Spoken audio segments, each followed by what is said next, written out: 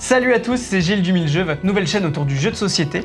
Aujourd'hui, on se retrouve avec David pour présenter Aerodeep, la nouvelle sortie Warhammer Underworld qui sort ce samedi 23 octobre.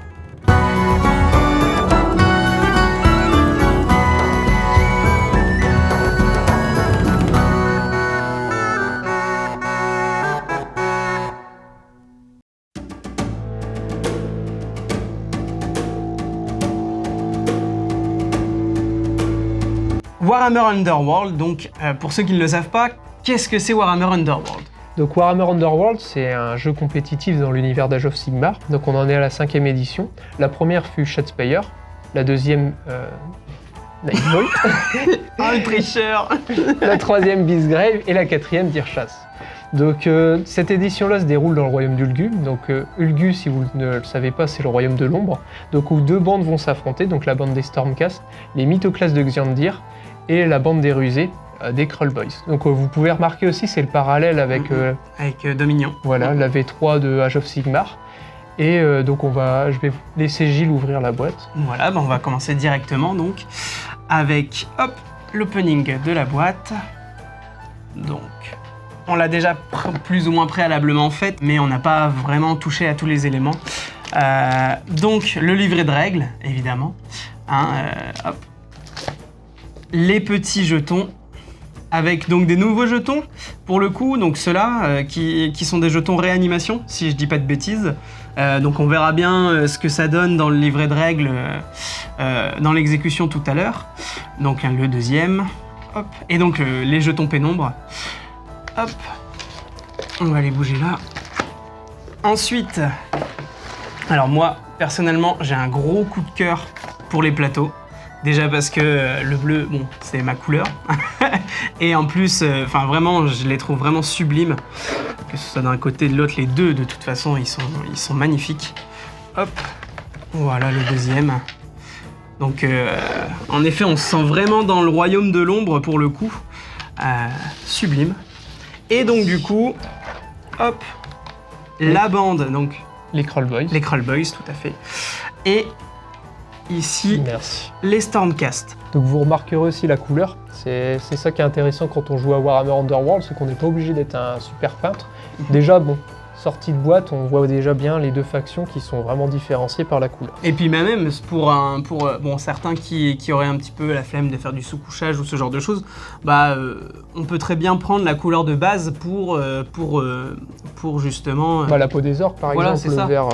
Pareil pour les Stormcast, en général, ils ont plutôt du bleu, du doré. Bon, ça fait déjà une bonne base pour la peinture, quoi. Donc les dés, qui ont un peu changé leur couleur au niveau des dés de sorciers, qui sont d'habitude bleu clair. Là pour le coup, et même j'ai l'impression que les dés d'attaque sont plutôt gris. Bon, pourquoi pas. Le blanc, ça rappellera l'ombre. Voilà, c'est ça. Et donc du coup, 4 paquets de cartes. Donc du coup avec les bandes, donc Stormcast et Krull Boys, et donc des cartes génériques pour justement alimenter les futurs decks, donc qui viendront enrichir un petit peu les parties de Warhammer Underworld.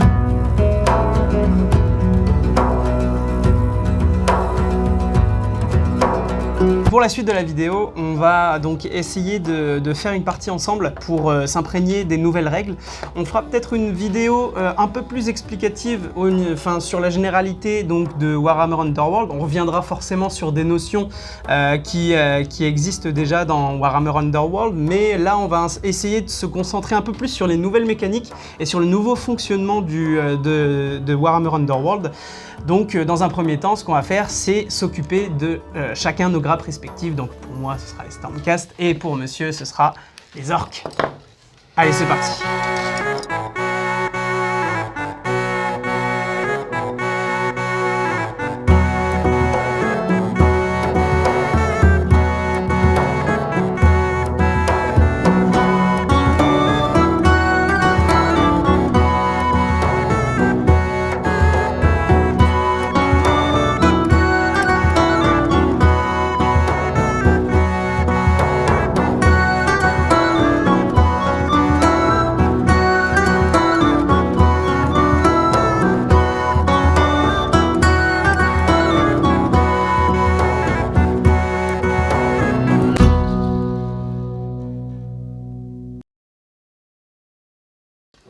Donc voilà, le montage de nos bandes donc, est terminé. On va peut-être passer un petit peu de temps sur au moins sur les combattants de chacune de nos bandes. Donc je vais te laisser commencer. Alors du coup, déjà ce qu'on peut voir tout de suite, c'est le changement au niveau esthétique qui est assez flagrant, hein, dire, ça parle tout de suite. Même, regarde, au niveau des points à scorer, donc on est sur des chiffres là où d'habitude justement il y avait le nombre de pièces. Bon, d'habitude quand il y en avait plusieurs... Donc là c'est bien l'ancienne, je crois. Ouais, c'est ça, celle-là la nouvelle. Donc voilà, c'est vrai que c'est sympa. Moi personnellement ça me choque pas. Et avec justement j'avais déjà un petit peu cette interface là avec... le petit... Ah, la petite extension qui était sortie. La petite extension, ouais, voilà, que j'avais sortie avec le Nighton dessus. J'ai plus le nom exactement. Mais voilà, donc vas-y. Pareil, au niveau des subterfuges, tout ça, on peut voir aussi le changement. Alors, du coup, je vais tout de suite regarder un petit peu les combattants. Commence peut-être par ton leader, histoire de... Alors, Madoc le rusé. Donc, on peut voir qu'il a 3 de mouvement. Il a un bouclier 5 PV. Bon, 5 PV. 5 PV, c'est quand même assez tanky. Après, le bouclier, c'est pas mal aussi à ce niveau-là, mais pour l'instant, bon, le bouclier, il n'y a rien d'exceptionnel. On peut voir qu'il a un fouet, le tripic et le fouet. Donc, c'est 2 marteaux pour 2 dégâts à 2 de distance, donc ça, c'est vachement intéressant. Donc, il s'exalte si au moins 3 combattants ennemis sont hors de combat, ou après une action d'attaque, où ce combattant soutient ou est soutenu. D'accord, donc c'est une bande qui va jouer justement sur le fait d'être ensemble et d'attaquer les ennemis avec justement plus d'une créature, plus d'un combattant, quoi. Et on remarque aussi, ce qui est intéressant, c'est qu'on a quand même 2 façons de l'exalter, ce qui est intéressant. Voilà, donc il a une réaction aussi, c'est ordre rusé. Utilisez cette réaction après l'action de mouvement d'un combattant ami. Choisissez un autre combattant ami adjacent à ce Madoc pour effectuer une action de mouvement. Donc ça, c'est quelque chose qu'on retrouvait souvent avec les Mortec, il y avait eu les Gobelins avec une règle similaire, les Nighthaunt avec des actions. Mais c'était plus une action. C'était une action, c'était pas une réaction. Mais bon, c'est souvent présent sur les bandes assez populeuses. Donc quand il s'exalte, on peut voir qu'il... déjà, il ne gagne pas de bouclier ou de PV, ce qui est étonnant. Par contre, il gagne un dé d'attaque. Il gagne un dé d'attaque. Et tout de suite, ce qu'on peut voir aussi, c'est la règle spéciale en dessous, c'est l'étal, en dessous de son action d'attaque. Donc on découvrira ça avec le ça, je sais déjà plus ou moins ce que c'est, si je peux me permettre. Spoiler. Alerte spoiler. Donc ouais, la létalité, si je dis pas de bêtises, c'est quand il y a un critique dans le jet, on va rajouter un dommage. Donc ce qui peut être excellent justement, c'est que des créatures qui ont justement 3 points de vie pour essayer de tanker un petit peu les mastodontes qui tapent, qui ont déjà deux en blessure, justement la létalité fait que il y a cette possibilité de pouvoir one shot beaucoup de bandes qui justement sont à 3 points de vie. Puis c'est vrai que ce qui est étonnant par contre, c'est le 2 dégâts. Et le 3 dégâts sur la carte directement, et la règle létale, c'est vrai que bon, pour l'instant c'est pas un leader qui tape non plus super fort, mais il est assez fiable.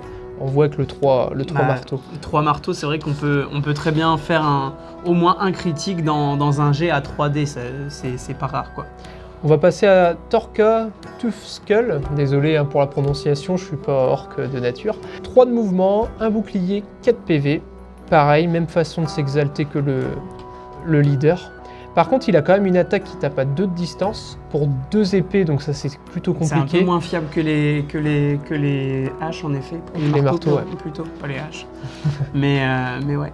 Par contre, c'est inévitable et létal, donc c'est quand même assez... Pas en exalté. C'est ça, de base en plus. Et il y a une petite règle qui vient s'ajouter, c'est agripper. Si ce combattant est à 2 cases ou moins de la cible, quand un autre combattant ami effectue une action d'attaque, ce combattant est en soutien. Donc on voit quand même que la bande commence à s'orienter assez sur le soutien. C'est ça. Et au niveau de l'exaltation, on peut voir que ses coups passent en marteau. Donc là tout de suite, on va sentir que le combattant devient tout de suite beaucoup plus agressif. Et il gagne 1 point de mouvement. Et d'ailleurs, j'ai oublié de dire, le leader tout à l'heure aussi a gagné 1 point de mouvement. Donc 4 de mouvement, c'est quand même déjà beaucoup plus intéressant. Et toujours la règle agrippée. Ensuite... Kick Kit, donc c'est le petit hobgoblin avec comment on appelle les menottes. Ouais, quoi, voilà. je sais pas C'est comment. ça, une sorte de grosse menotte un peu. Bon, il y a des pics dedans, donc Oui, on sent qu'il est- c'est la menotte qui casse la main et qui perd fort, quoi. On sent qu'il n'est pas là pour C'est cueillir des marguerites. ça. Donc il a 3 de mouvement, un bouclier, ce qui est étonnant pour une petite figurine comme ça. 2 PV, bon ça c'est habituel. Il tape à 1 de distance, 2 épées pour 1 dégât, mais il a la règle létale. Donc lui à la rigueur ça peut être intéressant parce qu'une petite figurine à 1 dégât, bon avec la règle létale ça peut devenir intéressant. C'est vrai qu'il y a beaucoup de létal dans les orques pour l'instant. Je pense que C'est en un tout cas, truc. Après, c'est orc, hein, c'est. ça ferait partie un peu de C'est l'ADN de la bande. Et donc il y a une petite règle, c'est épine dans le pied. Quand ce combattant apporte son soutien, il compte comme 2 combattants en soutien. Donc là on voit tout de suite que c'est vraiment qu'une bande portée sur le soutien. Donc ça peut être intéressant. Et C'est vrai que c'est une autre manière de jouer et d'appréhender justement le jeu. À voir après ce que ça donnera donc sur le terrain, sur le plateau de jeu. par contre ce qui est rigolo, là Exalté il gagne 1 de mouvement. Par contre il gagne 2 d'esquive au lieu d'un bouclier. C'est assez rigolo que ça change Ouais, ça complètement. change. De toutes les mondes que j'ai vues pour l'instant, c'est vrai que c'est pas. Et il gagne un dé truc répété. d'attaque. Répandu. Un Répandu. dé d'attaque. Ouais, répandu. C'est le dé d'attaque en plus, c'est évidemment pour la létalité à mon avis. Hein. Donc voilà, on va passer sur le hobgoblin Crocgreen, pardon, pas exalté, pardon. Donc il a 3 de mouvement, donc c'est le petit avec une capuche de bourreau et un couteau. D'ailleurs il s'est même fait amputer, c'est une petite ablation remplacée par une prothèse c'est couteau. ça. Donc c'est la dague cruelle. Donc déjà il a 3 de mouvement, un bouclier, 3 PV, il tape à 1 de distance pour 2 épées et 2 dégâts. Il a une petite règle, c'est ça les pièces qu'on a retrouvées sur le socle. Donc c'est une action, donc c'est le sac de pièces. Choisissez un sbire ami et dépensez 1 point de gloire. Dans ce cas, le combattant choisi effectue une action d'attaque. Cette action d'attaque a plus 1 dé jusqu'à qu'elle soit résolue. Donc ça c'est assez intéressant parce que une pièce pour faire une attaque. Sachant que justement le sbire il est mis en gras, donc c'est en général quand c'est mis en gras sur une carte dans ce jeu-là, c'est justement pour signifier quelque chose d'important. Et là pour le coup c'est un mot-clé donc qui est sur Geekik et sur le dernier Shank qu'on présentera juste après. Exalté, comme tous les autres, il gagne 1 de mouvement, il gagne 2 d'esquive à la place de son bouclier. C'est rigolo. Et il gagne 1 dé d'attaque et dé fracassant. Et 2 dégâts, je l'avais dit. Oui. Et pareil, il gagne son action sac de pièces. Enfin, il a toujours son action sac de pièces. Donc lui, c'est bon. Et on va passer du coup à Shank. C'est un petit peu le chef, celui-là, des petits sbires. C'est ça, c'est le petit meneur. C'est ça. Donc Shank, c'est un peu le rétière, pour ceux qui aiment les combats d'arène. Donc il a 3 de mouvement, un bouclier, 2 PV. Il a une attaque quand même à 3 de distance, qui est assez rigolo pour un filet, quoi. Il le tire assez loin avec ses petits bras. En général, c'est les archers qui ont 3 de mouvement, qui ont 3 de portée, et là, un petit filet, il faut le lancer loin. Catapulte. Ouais, c'est ça. Donc il a 2 épées pour 1 dégât. Par contre, je suppose qu'il va avoir un truc pour embêter l'ennemi. Donc épine dans le pied. Quand ce combattant apporte son soutien, il compte comme 2 combattants en soutien. D'accord. D'accord, donc ça fait que ça permet justement d'avoir un double soutien. Donc sur les dés, pour rappel, ce petit symbole-là est un soutien. Celui-là est un double soutien. Un double soutien, c'est quand 2 combattants amis sont autour de la cible d'un des combattants. Donc c'est plutôt pas mal parce que ça rajoute plus de fiabilité à son attaque et c'est pas mal. On a une certaine fiabilité dans l'attaque avec tous ces petits combattants, bon après qui sont pas forcément résistants, mais c'est vrai que c'est assez intéressant. Du coup, quand il est exalté, il gagne forcément 1 de mouvement, donc il a 4 de mouvement, 2 esquives. Au lieu du bouclier précédemment, comme pour les 2 autres. Et du coup, toujours son attaque à 3 de distance. Par contre, pour 2 marteaux, 1 dégât, mais inévitable. Donc là, c'est intéressant aussi à ce niveau-là. Et si je dis pas de bêtises, c'était des épées juste avant. C'est ça. Donc ça passe encore, ça devient encore plus fiable avec les marteaux. Donc C'est plutôt pas mal. Donc sur ces bonnes paroles, je vais vous lire une petite phrase. Shank préfère laisser les autres peaux vertes se charger du sale boulot tant qu'il reçoit une part du butin. Sur cette belle transition, je vais laisser Gilles présenter cette Stormcast. Donc pour les Stormcast, donc on va commencer par Kaltia Xandir, donc qui est une sorcière, un sorcier, donc de niveau 1. Donc en tout cas pour son côté non exalté, on verra s'il le restera en exalté. Donc 3 mouvements, un bouclier et 4 points de vie, ce qui est plutôt pas mal. Alors, après c'est Stormcast, hein, en général c'est plutôt, il y a pas mal de points de vie. Donc son attaque donc, a porté 3 marteaux pour 2 dommages, ce qui est énorme pour une attaque de base, parce que là elle n'est pas exaltée. D'habitude en général justement on le voyait, on passait à 3D pour en exaltation. Là c'est vrai que 3 de base c'est quand même très très fort. Pour son exaltation, au moins un combattant ami autre que Taros est hors de combat. Là, bon, on est obligé de perdre un Stormcast pour pouvoir exalter tout le monde. Bon, malheureusement, c'est pas, ouais, moi je suis pas très convaincu. À voir, hein, peut-être que par la suite il y a des choses qui contrebalance justement cette exaltation. Donc pureté éblouissante, donc en réaction, c'est après que cette combattante a subi des dégâts qui la mettront hors de combat, choisissez un autre combattant ami, soignez 2 pour le combattant choisi. Donc ça, pour le coup, surprise. Pour le coup, c'est vrai que du coup ça contrebalance un peu justement le coup de l'exaltation. Après, bon. Encore faut-il qu'il y ait déjà des blessures sur les autres combattants, mais c'est vrai que pour le coup c'est quand même très très fort comme réaction. Au niveau de l'exaltation, donc l'arme passe fracassante, ce qui est embêtant pour les gros. Après, c'est rigolo de constater que justement toi quand t'es exalté, pour certains ça passe en esquive. En esquive, voilà, ouais, c'est ça. Je perdais mon mot. Donc du coup, bon, ça servira sur tes gros, mais pas sur tes petits gobelins, quoi. 4 de mouvement, donc on augmente de 1, et 2 boucliers, ce qui est déjà qu'ils ont 4 points de, déjà qu'elle a 4 points de vie, passer à 2 boucliers, c'est quand même très fort. Sachant que du coup, derrière, on comprend du coup que l'exaltation fasse perdre un Stormcast, parce que c'est vrai que sinon après à tomber ce genre de figurine, c'est vrai que c'est compliqué après en jeu. Donc en effet ils deviennent beaucoup plus tanky. Par contre là où je suis déçu, c'est qu'il reste à 1 au niveau de sorcier. Alors après, ça c'est c'est pas une sorcière non plus. C'est sûr, ouais. C'est sûr. Bon, à savoir que le niveau de sorcier, ça joue en fonction du jet de dés que vous ferez quand vous lancerez un sort. Un jet, voilà. Un jet donc de sorcier pour jeter un sort. Niveau 1, il va jeter 1 dé. Niveau 2, il jettera 2 dés. Ainsi de suite. Bon, il y a très rarement eu de niveau 3. Ça va peut-être arriver avec la nouvelle édition. Après, ouais, voilà. Mais c'est vrai que voilà, bon, les niveaux de base, c'est comme ça que ça se passe. On va passer à Luxamon de Vent, donc qui est l'archère. Donc c'est un chasseur et une chasseresse du coup, je suppose, parce que Luxa, ça fait plus féminin que masculin. Donc un chasseur, donc c'était avec la mécanique chasseur et proie qui était apparu, il me semble, à Beastgrave, si je dis pas de bêtises.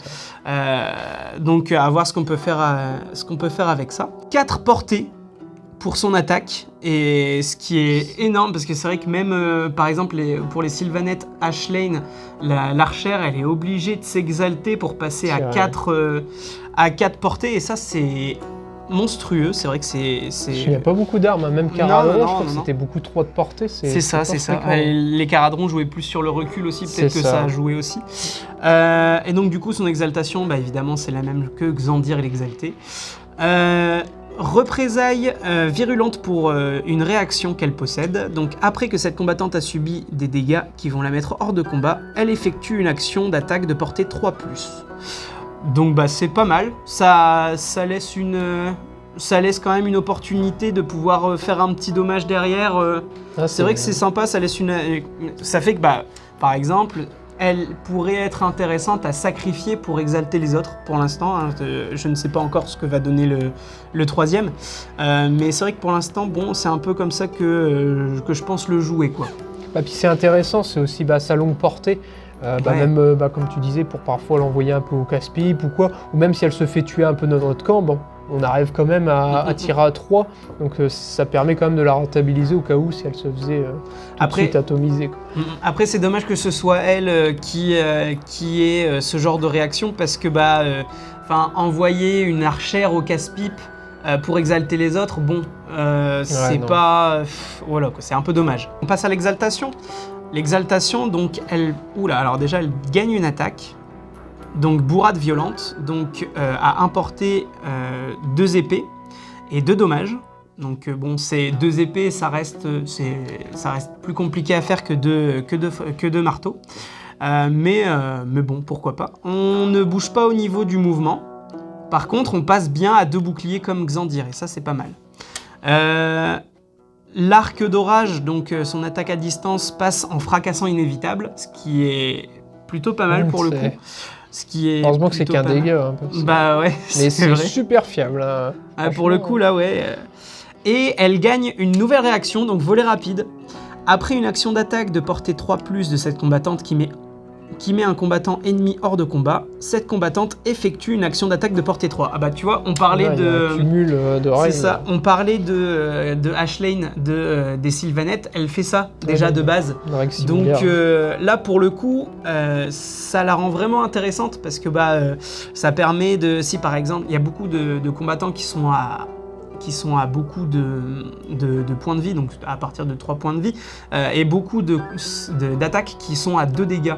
Donc c'est intéressant d'avoir ce genre de personnages-là et de réactions-là, parce que ça permet justement de finir un combattant qui a été entamé, et ça permet d'entamer derrière une deuxième figurine, bon si on a de la chance au jet évidemment, parce que bon... ouais, mais c'est vrai que ça aide à fiabiliser. Après c'est fiable parce que c'est 3 marteaux quand même, donc on passe quand même, je viens de le remarquer, mais de 2 à 3 marteaux. Donc pour le coup, c'est vrai que ça... On a un peu moins envie de la sacrifier quand on voit ce qu'elle donne exaltée. Après bon, voilà, on verra ce que ça donne en jeu. Hein. C'est vrai que comme tu disais avec le 2 dégâts par exemple de la leader, c'est vrai que c'est hyper intéressant. Ça combote. Je pense qu'il y aura une sacrée combo à jouer là-dessus, quoi. Parce que c'est vrai qu'ils sont assez fiables, mais on a déjà vu plus létal, même pour un Stormcast, on serait pas étonné de voir un 3 dégâts, et c'est vrai que ça cumule bien et pour finir les combattants, comme tu disais. Ouais, voilà, c'est ça. Donc on a Taros, donc son compagnon, donc le compagnon de Montevent, donc de l'archère, donc qui a 5 de portée, 2 d'esquive et 2 points de vie. Bon, c'est un compagnon. Ouais, 5, parce que tu disais de portée. 5, oui, pardon, 5 de mouvement, ouais, voilà.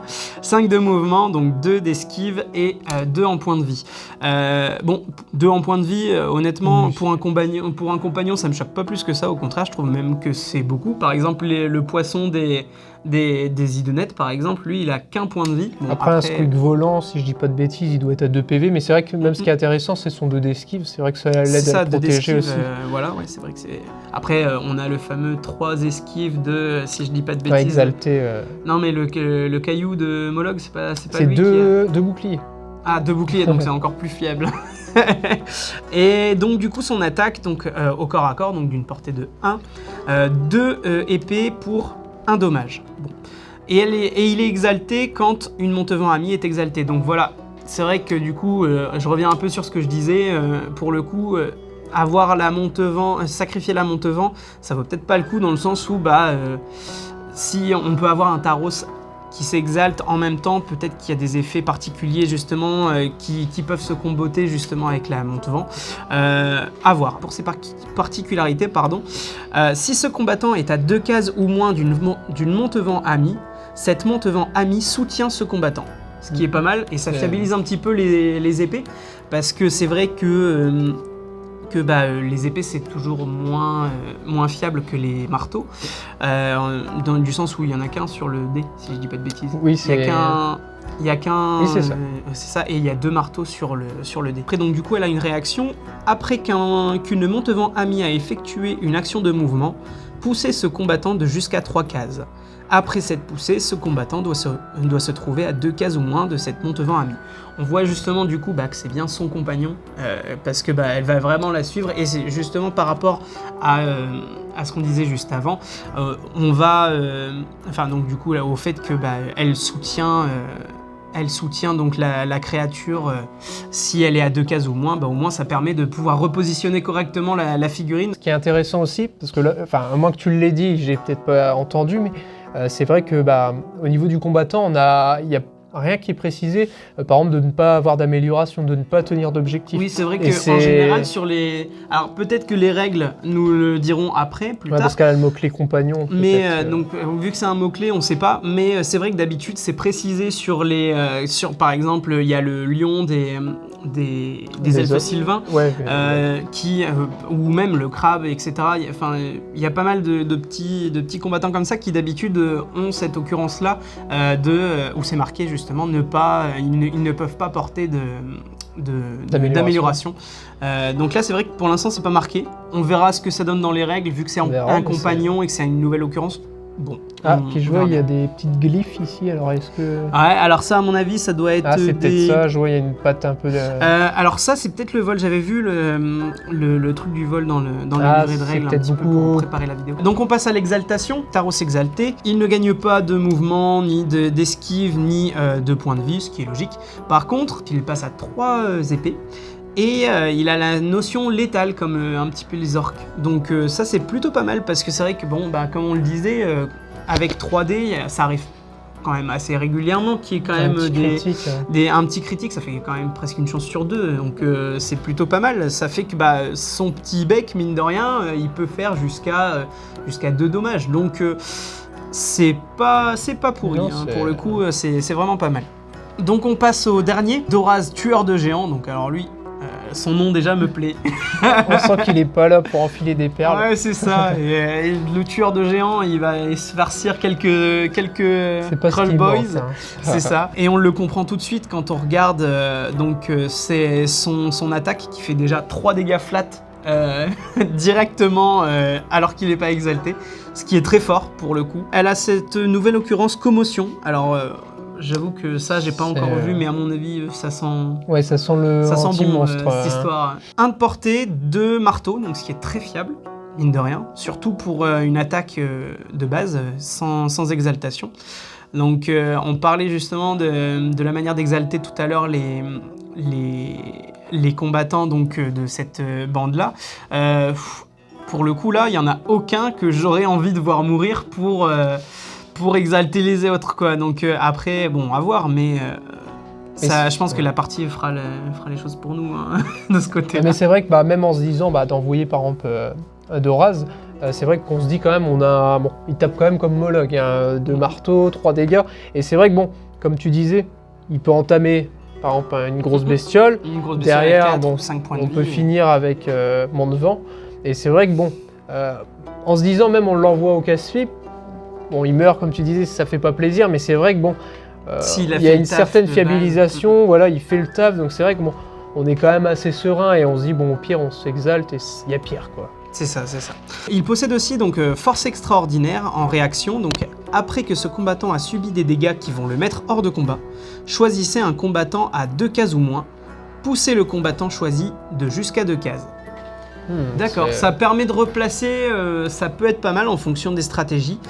C'est pas précisé d'habitude, c'est vrai que ce genre de choses, quand il y a des poussées ou ce genre de choses, comme on le voyait pour Taros, il faut rapprocher de la cible le combattant choisi.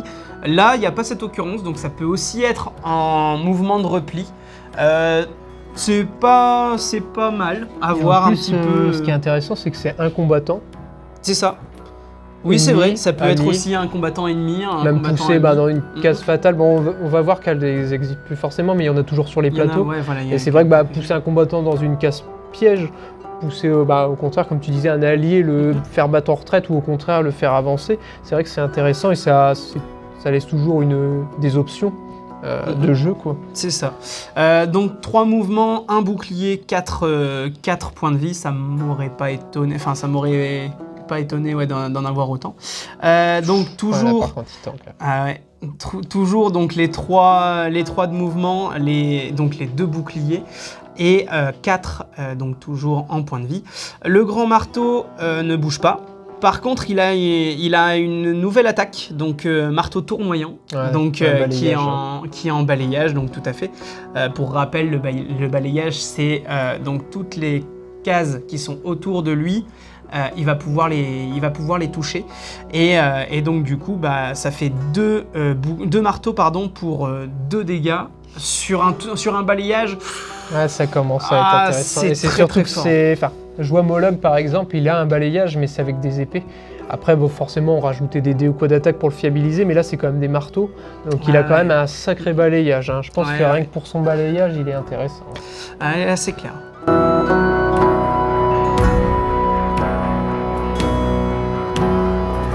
Donc de retour pour l'analyse du livret de règles, après l'analyse des combattants. Donc on commence par un petit peu de lore, et on rentre bien dans le royaume des ombres. Tout à fait. Hop. Avec pas mal de lore. Là ici on part sur justement un peu l'historique des bandes. Pour l'instant on effleure. Hein. Donc au niveau de la présentation du matériel qu'on a présenté un petit peu plus tôt, on note que donc c'est bien des pions résurrection. Alors on verra bien ce que ça donnera, mais... ça promet sur l'avenir du jeu, hein. C'est déjà 6 pions résurrection, on sait pas pourquoi.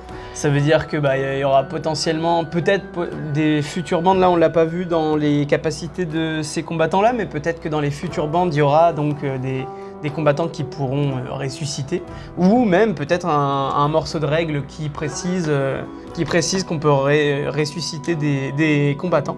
Ou un rework peut-être aussi des bandes de la mort, on en parlait aussi. Oui, c'est vrai, c'est vrai.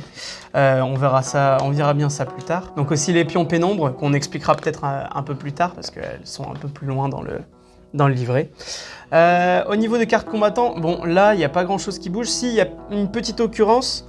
Là, il y a une petite bulle qui apparaît maintenant, donc ici, pour justement signifier les grandes alliances. Alors maintenant, justement, ils ont notifié pareil pour les Krull Boys. Donc c'est pareil, donc ça c'est un symbole en gros de l'allégeance, parce que dans Age of Sigmar, il y a 4 grandes allégeances, la destruction, l'ordre, le chaos et la mort. Et la mort, merci.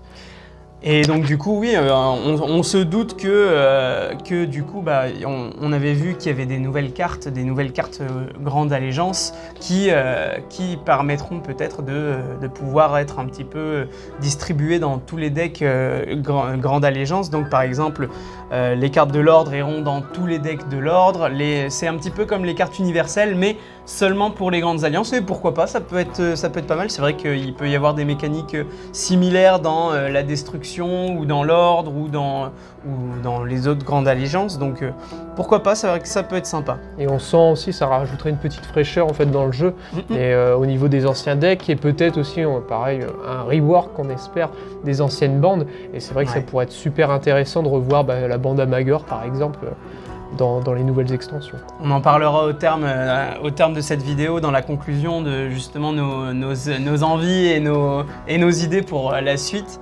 On verra ça tout à l'heure. Donc pour la page suivante, on passe au trait qui avant n'existait pas dans le livret de règles en lui-même. Alors pourquoi ce choix à ton avis ? Je pense que tout simplement, on peut le voir auprès d'une carte de combattant. Donc tout simplement, c'est un gain de place, parce qu'avant, je pense au Squeak Chauve-souris, je sais plus son nom, le Bat Squeak, on va dire. Il y avait vraiment un encart complet au niveau du vol en dessous, et ça prenait beaucoup de place sur la carte, donc on s'imagine que pour la suite, c'est du tout beau. C'est ça va faire gagner une certaine ergonomie, et puis même rajouter peut-être des capacités en fonction des combattants qui vont présenter, donc ça c'est plutôt pas mal. Donc on a le vol qu'on avait déjà, hein, donc quand il effectue une action de mouvement, ce combattant ne peut recevoir de dégâts des cases fatales et peut se déplacer à travers les cases bloquées ou occupées. Il doit terminer son action de mouvement sur une case vide.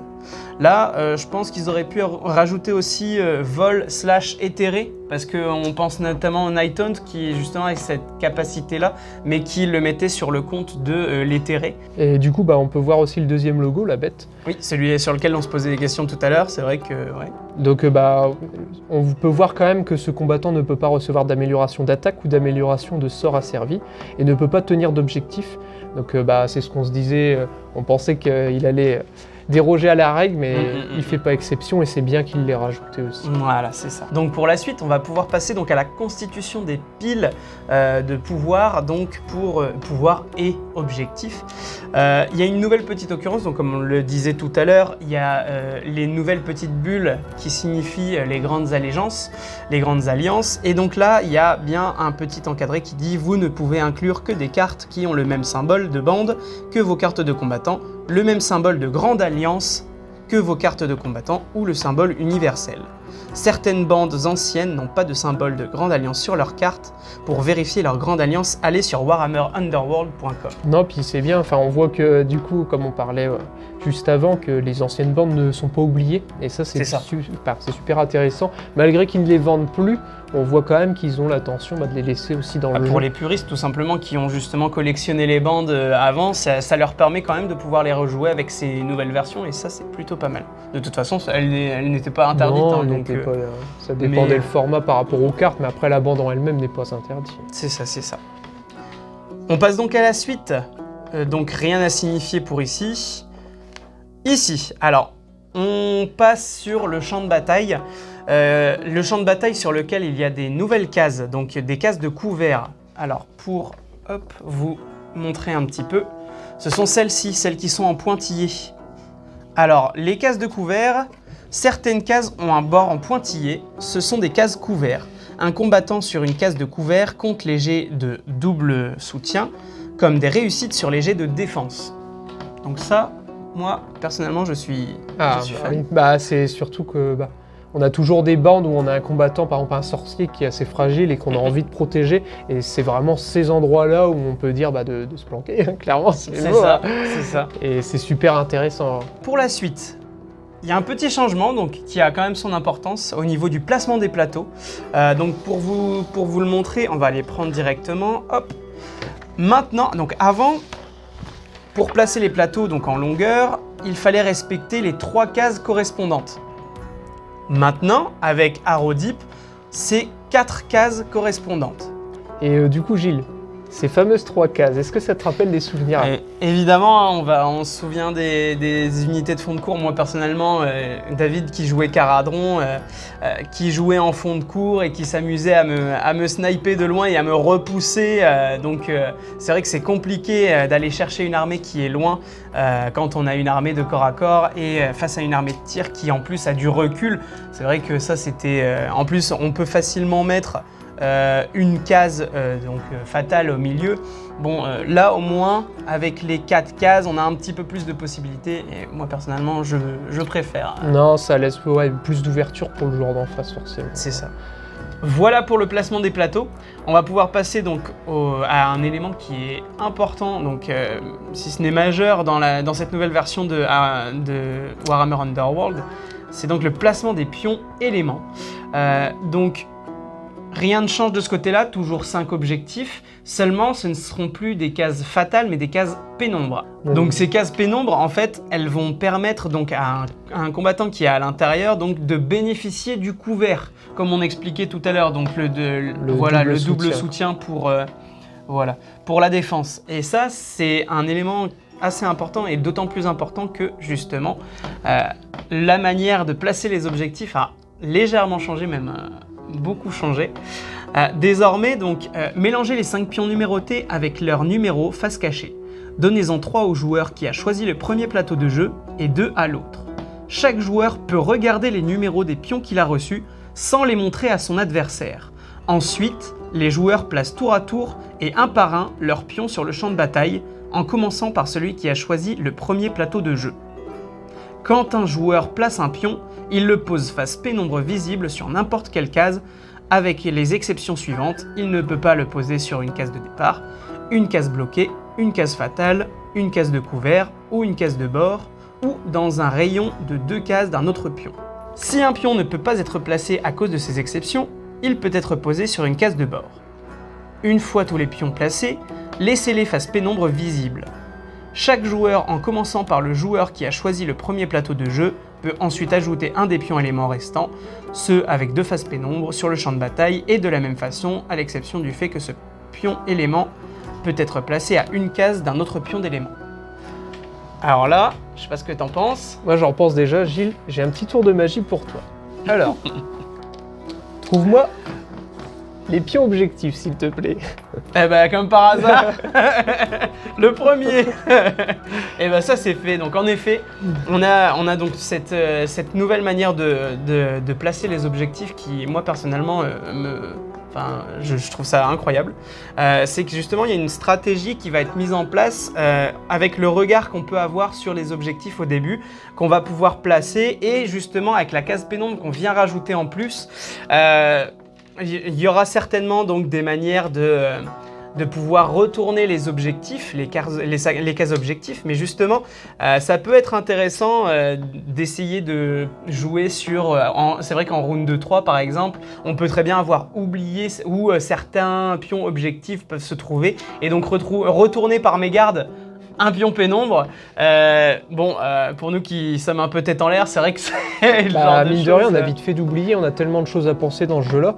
Et c'est vrai que, il faut pas oublier aussi, c'est qu'on a des cartes de manœuvre qui nous permettent soit de déplacer un objectif, soit parfois d'en inverser, voilà, d'inverser les objectifs. Et on se dit aussi, pour le multijoueur, ça doit être un beau bazar. Hein. Ah, là c'est clair, hein, parce que c'est pas 5 qu'il y en a, c'est 9. Hein, donc, donc en effet,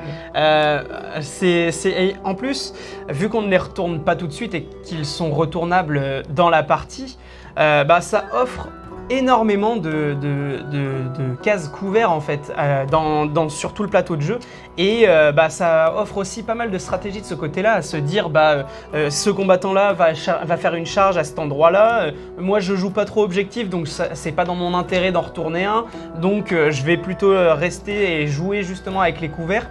Moi personnellement, je trouve que c'est plutôt une mécanique que je trouve vraiment hyper intéressante, et en jeu ça doit vraiment être excellent. Et c'est vrai que ce qui est intéressant aussi, c'est le joueur, comment il va interagir avec le plateau. C'est vrai que avant, les pièges on les évitait, soit on passait dedans pour dire de marquer son objectif, et c'est vrai que c'était pas vraiment très très intéressant. C'était sympa toujours dans l'idée de tuer un combattant, et là ça change complètement dans l'idée au contraire d'aller chercher les éléments de décor. On passe donc à l'étape de piocher des cartes. Initialement, quand on se retrouvait donc à piocher des cartes en début de partie, on piochait 5 cartes. Si on voulait changer ne serait-ce que 2 ou 3 cartes dans une main, il fallait complètement la jeter, et on ne pouvait plus l'avoir de toute la partie. Là, c'est bien noté que enfin, il remélange les cartes défaussées dans leurs piles respectives. Ça veut dire que ça va pouvoir nous offrir donc, hop, les 5 nouvelles cartes, et certaines cartes qui pouvaient nous intéresser dans la main défaussée, elles vont retourner dans le deck. Et ça, moi je trouve ça super. C'est surtout au niveau des objectifs que c'est super intéressant, parce qu'on sait qu'on a 12 objectifs sur 3 rounds. Donc, si j'ai bien fait le calcul, normalement on aurait 9 objectifs qu'on aurait déjà vus. Et c'est vrai que... Sauf s'il y a des instantanés, mais... Oui, plus les instantanés, mais je veux dire, au contraire, quelqu'un qui est comme là, qui va mulligan, il lui reste vraiment 9 objectifs, et il n'a pas... comme tu disais avec l'instantané, ça serait malheureux de pas pouvoir continuer à scorer encore les 3 cartes derrière, et là c'est vrai que ça permet de tout utiliser, quoi. Et puis notamment pour ça redonne un petit peu de valeur aux cartes d'objectifs qui se marquent au 3e round, oui. Parce que des fois quand on pioche nos 3 premières cartes, et que même une carte sur les 3 et un scorage qui se fait en 3e étape de fin, c'est vrai que ça tend plus justement à la mettre de côté plutôt que à se la coltiner pendant toute la partie au détriment de certains autres objectifs qui peuvent être plus intéressants. Donc là justement ça redonne une chance à ce genre de cartes qui du coup moi je pense que j'en mettrai plutôt plus tard dans mes decks. Et je pense aussi à ça, il y a même une carte, c'est chez les Caradrons je crois, en fait elle te propose de prendre toujours la deuxième activation, mais on n'a pas toujours envie, surtout au premier round, de la prendre. Et c'est vrai que je me dis, peut-être que cette carte, je lui laisserai aussi sa chance. C'est ça. On passe à la suite.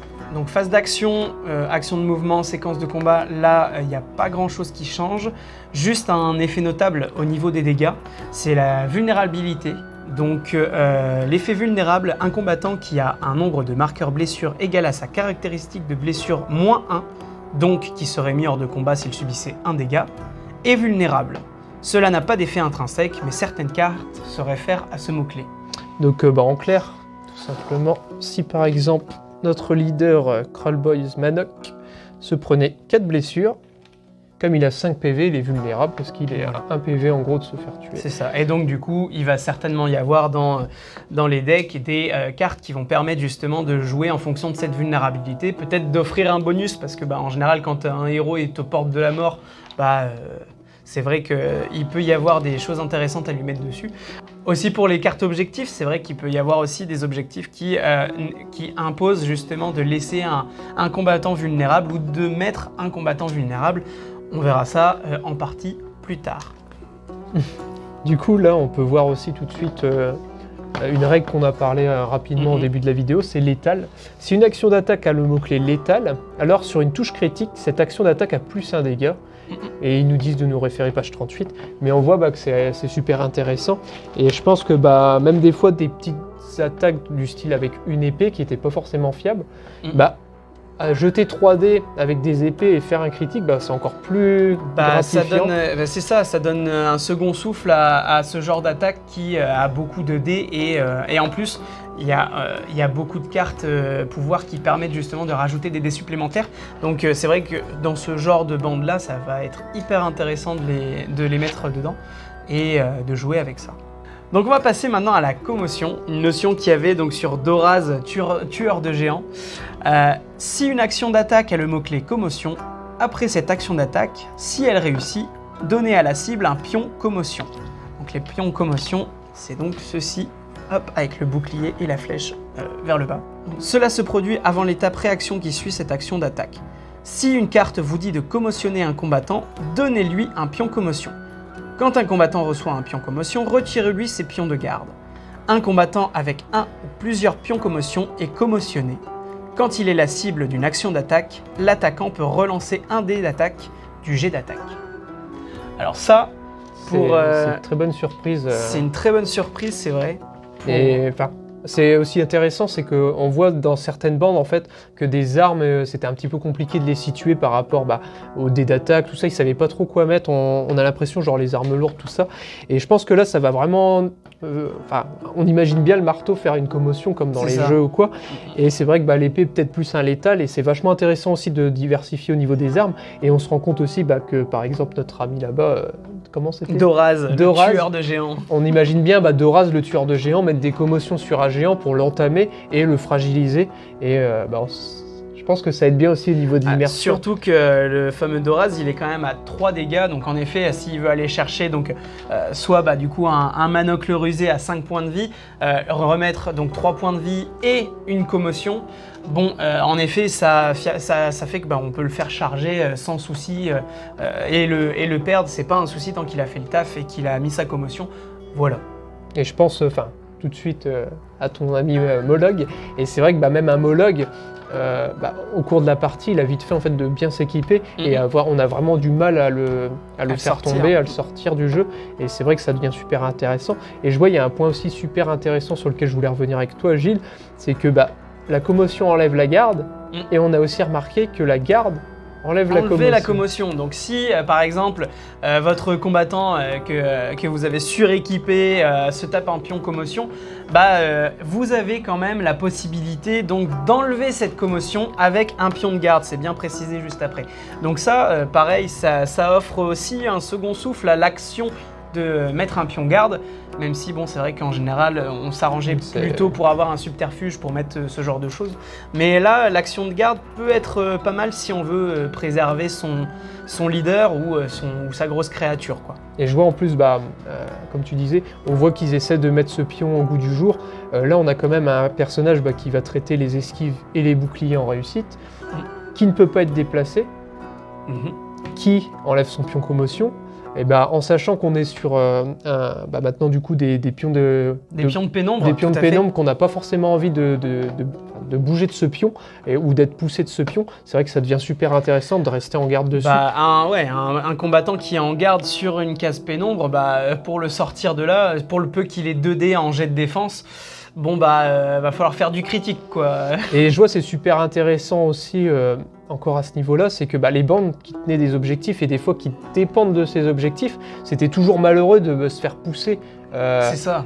sur la fin par une action d'attaque. Et voilà, je dois tenir 3 objectifs, on me pousse du dernier parce que mon adversaire se doute que je vais tenir mes objectifs, et puis voilà. Quoi. Bon, après il reste les subterfuges, tout ça, mais c'est vrai que ça nous aide aussi à tenir ces objectifs. On va passer à la dernière grosse modification qu'apporte Arodip, donc à Warhammer Underworld. C'est donc à l'étape de pouvoir la possibilité de fouiller. Alors fouiller, qu'est-ce que c'est? Au lieu de jouer une carte de pouvoir, un joueur peut à la place fouiller en retournant un pion d'élément, si un combattant ami se trouve sur ce pion élément. Chaque joueur ne peut fouiller chaque pion d'élément qu'une fois par étape de pouvoir. Alors justement, comme on le disait au début de la partie, les pions objectifs restent face cachée. Donc du coup, si on veut scorer à l'objectif, il va falloir donc prendre une action dans l'étape pouvoir pour la retourner. Et moi personnellement, je trouve que c'est sympa. Non, c'est super intéressant. Puis forcément, il faut savoir sur quoi on est posé. Et c'est vrai que c'est super intéressant. Et le côté de ne pas montrer à son adversaire, je vois même au niveau, par exemple, je tiens l'objectif 5 et tu veux l'objectif 5, je le sais, mais t'es pas au courant, quoi. Et c'est vachement rigolo dans ce côté. Moi, j'avoue que je suis très fan de cette notion de fouiller, de cacher, avoir le regard sur le début de la partie au niveau des objectifs. Cette mécanique-là me plaît beaucoup. Moi, j'étais pas un joueur qui jouait beaucoup objectif, mais pour le coup, ça me donne un peu plus envie de m'y mettre parce que savoir déjà de base quel objectif va où, c'est vrai que c'est beaucoup plus sympa, quoi.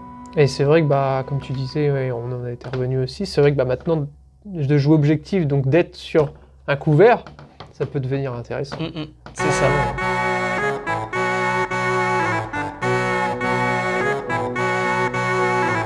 Voilà donc pour les grosses nouveautés autour de Arodip.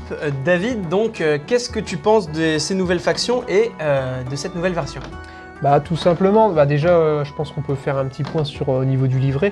On voit déjà que ce qui est sympa, déjà au niveau du design, on se sent tout de suite immergé dans un nouveau décor. Et ça, c'est un truc qu'ils ont justement avec Warhammer Underworld, c'est qu'ils ont vraiment des livrets de règles qui sont vraiment très beaux et très immersifs. Et notamment justement sur l'ergonomie, moi personnellement, je trouve que c'est très lisible. Il y a des fois, il y a des jeux où certains livrets de règles sont un peu prises de tête et compliqués. Là, c'est limpide. Il y a juste à regarder et tout est bien, quoi. Donc, Non, puis c'est vrai que, comme tu disais, on trouvait déjà que dans les anciens livrets, arrivé surtout à Beastgrave, Nightvote, c'était pas toujours très clair. Et c'est vrai que rien que ce qui existe toujours, la séquence de combat, chaque chose est bien séquencée. Même au niveau des jets d'attaque, tout ça, les jets de défense, qu'est-ce qui va contrer quoi? Non, franchement, de ce côté-là, c'est top. Déjà, pour nous, en préparation avant, on a cherché, on a trouvé tout de suite, quoi. Franchement, même en regardant rapidement les cartes de bande, on s'est pas senti perdu, quoi. C'est ça. Tout de suite, on a vraiment eu. Donc ça, déjà, je pense que c'est un gros point super important. On sent quand même qu'ils travaillent vraiment encore le contenu du livre, l'ergonomie du livre. Et au niveau du jeu, je suis pressé de voir ce que ça va donner, mais je pense que, mine de rien, des petits changements comme ça paraît vraiment anodin, mais on peut se rendre compte déjà sur un jeu comme Age of Sigmar, que parfois un petit errata, un petit coup en point, un petit changement de mots-clés, vraiment pas grand-chose, ça peut complètement changer une faction, ou même la façon de jouer, ou même la méta du jeu. Et je pense que vraiment, on est sur quelque chose des gros changements. Qui vont quand même impacter pas mal nos parties, et en sachant que chaque bande est radicalement différente, c'est ça. Il y a peut-être des factions que tout le monde avait mis au placard qu'on verra peut-être ressortir, et c'est que du bonheur, quoi. Et je pense que par contre au niveau des bandes, je pense qu'on va quand même être pour l'instant sur... c'est vrai qu'on a quand même du gros ton dans cette nouvelle version. Je pense notamment par exemple aux yeux des neufs qui sont un peu faiblards de ce côté-là. Peut-être que... alors justement, on va parler un petit peu de nos envies pour la suite, de nos estimations. Moi, j'avoue que j'aimerais bien voir ressortir donc, les anciennes bandes avec des remises au goût du jour, en fait, pour qu'elles soient un petit peu au niveau, donc les premières bandes, qu'elles soient mises un peu au niveau de ce Arodip. On verra ce que ça donnera par la suite, mais... Puis ce qu'on peut se rendre compte aussi, c'est que les anciennes bandes, comme on disait avec les mots-clés, les petits traits, c'est du gain de place, et les anciennes bandes, en fait, avec juste les actions comme le vol, universel, il perdait cette place Déjà. et il pouvait pas avoir une règle spéciale. Et je pense que rien que ça, mine de rien, ça pourrait remettre potentiellement les bandes au goût du jour. Nous, on avait on se disait au début peut-être qu'ils referont les bandes. C'est pas impossible parce que déjà vu la nouveauté au niveau des cartes, du design et tout, on pensait quand même peut-être à un retour de nouvelles, d'anciennes bandes. Et on pensait déjà ce qui va tout changer, c'est au niveau des cartes d'allégeance qui vont sans doute remettre au goût du jour. Ah ça c'est sûr. Les anciennes bandes, ça c'est sûr et certain que je pense même qu'ils vont nous sortir un deck. Après on avait vu quelques sorties, quelques annonces. Normalement il y a 2 nouvelles bandes, une peut-être pirate. On On verra sait bien. pas trop, on fait un peu les paris. On partait sur du pirate zombie ou peut-être du corsaire elfe noir, vu que Ulgus c'est vraiment le royaume de l'ombre, les elfes Puis noirs. c'est vrai tout que ça pourrait être sympa des pirates justement qui auraient une mécanique autour justement du vol. Pourquoi pas voler donc soit peut-être des pièces des points de gloire, Ou soit la foule tout simplement, oui, voilà. avec ce côté pirate qu'on pourrait retrouver. Et du coup, on a aussi un corset et normalement, je sais plus, c'est ce qu'on parlait, un deck de cartes. Enfin bref, on va pas s'attarder vraiment là-dessus, mais on voit quand même qu'il y a du contenu qui nous prépare. Et c'est pas autant quand même, je trouve, que pour Dirchasm, parce qu'ils avaient déjà prévu leur bande à l'avance et il y en avait quand même plus. À voir un petit peu. Moi j'espère que le jeu s'arrêtera pas parce que justement là on va parler un petit peu du sujet qui fâche, mais c'est son prix. 80 € pour la boîte, quand on voit que la première boîte était à 45 €, c'est vrai qu'on peut comprendre que quasiment certains. le double, C'est ça. On peut comprendre que certains soient réticents à l'acheter. Après, nous, on est aussi là pour ça, pour expliquer un petit peu justement les nouvelles mécaniques pour que ceux qui avaient des doutes confirment ou pas leur achat. Là au moins, ça permet un petit peu justement de faire valoir un peu. Voilà. C'est vrai que. C'est un jeu de super qualité, des super figurines, mais 80 € ça reste quand même un coût. Et je pense que c'est juste ça le gros bémol, et peut-être aussi ce qui va entre guillemets tuer le jeu, malheureusement. Après, comme tu disais, d'habitude ils préparent beaucoup de bandes sur l'année, donc est-ce que cette année ça voudrait dire, comme on disait, peut-être le retour d'anciennes bandes pour dire de garnir le jeu. Après c'est vrai que le prix, mais ça c'est du Games Workshop, en plus en ce moment le Brexit, oui. mais voilà, on aime. Après Brexit, je sais que le prix de la boîte au Royaume-Uni a aussi pas mal augmenté, hein. J'avais regardé le prix et on passait quand même on montait quand même de 20 livres, je crois, quelque chose comme ça. Donc au final, le prix qu'ils augmentent là-bas chez eux, ça se répercute forcément chez nous. Et ça m'étonne même du coup, avec cette augmentation de prix directement là-bas, de ne pas avoir eu une augmentation encore plus importante en France, justement, à cause du Brexit. Faut relativiser. Oui, mais c'est vrai que 80 €, on comprend que ça fasse mal, quoi.